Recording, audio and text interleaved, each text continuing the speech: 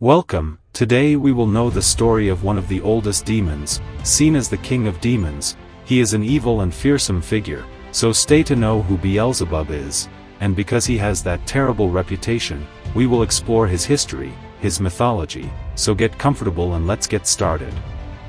Let's start with the question, who is Beelzebub? Well, he is one of the princes of hell, who was previously part of the order of cherubim allied to Lucifer, that is, one of those belonging to the second choir.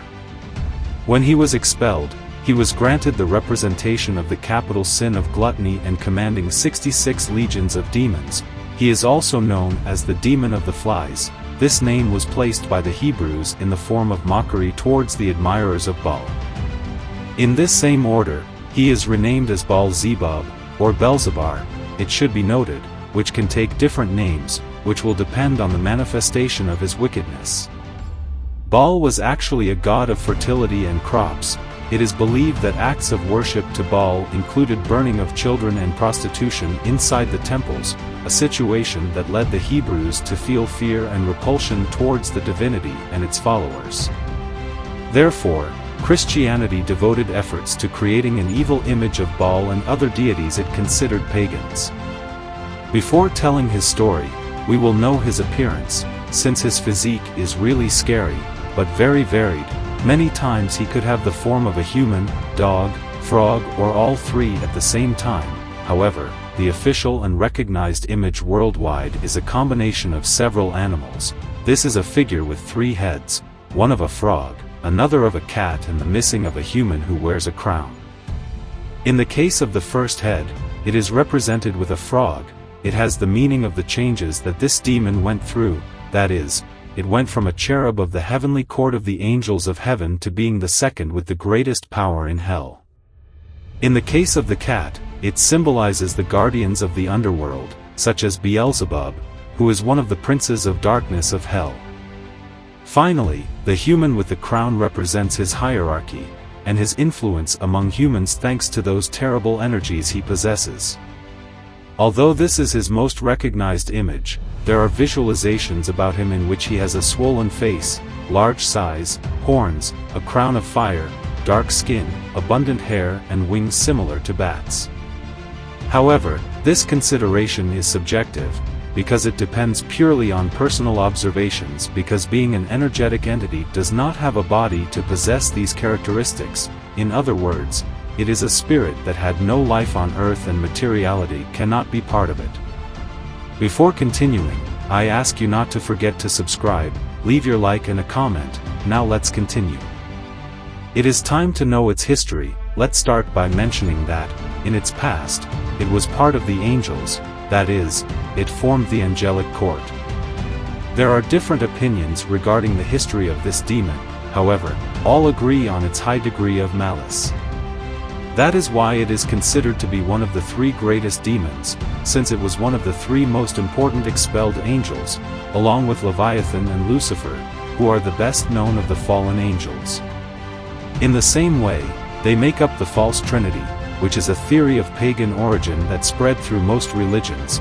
In addition, it is a deity originating in the Philistine city of Ekron. On the other hand, he is compared to Satan by the fact that his antiquity allowed him to be the second of the demons. In other words, just after Satan is Beelzebub. Even, many expose that after the heavenly wars, he could replace the position of Satan.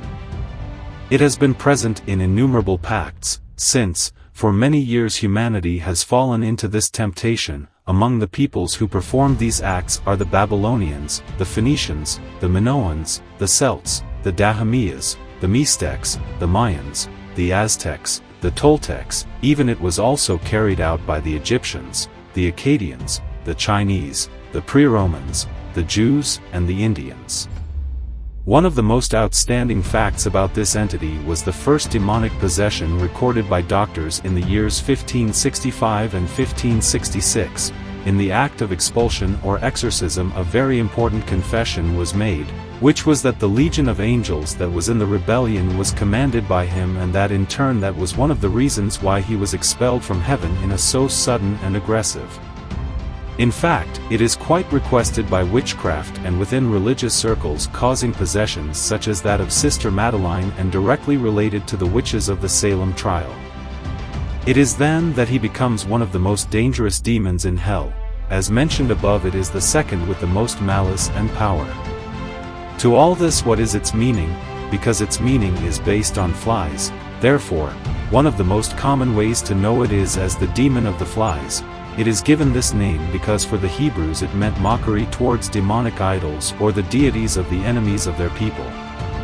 Also, its name is due to the fact that around the temples of praise for this demon always circulated many flies because of the rotten meat that was placed to make offerings or praise to this evil entity. For his part, his name is synonymous with blasphemy and infamy. Given these considerations, his representation is based on betrayal itself, on capital sin, evil and more denigrating adjectives for those who invoke and praise him. Within Christianity in the Bible, it is mentioned on many occasions and in different versions of this. Some of the most important I will mention. For example, Matthew 12 verse 24 says the following, "But when the Pharisees heard it, they said, 'This one does not cast out demons except through Beelzebub, the prince of demons.'" This tells us why they are banished, and it is thanks to the actions of this demon. As in Luke 11 verse 19, the following is mentioned, "And if I cast out demons for Beelzebub, for whom shall your children cast them out? Therefore, they will be your judges." Making it known that when Christ was putting strength to demons, it was really the destruction of their power. The heart of every unconverted sinner is the devil's palace, where he dwells, and where he rules. God and Jesus expel Beelzebub and he becomes a great threat and a great danger because not only was the angelic court enough for him with betrayal, but he is very skilled at dominating pure souls and minds. We say goodbye to this video, asking if you would like to know more about another type of fallen angels and demons. Do not forget to subscribe and comment. See you in another video. See you later.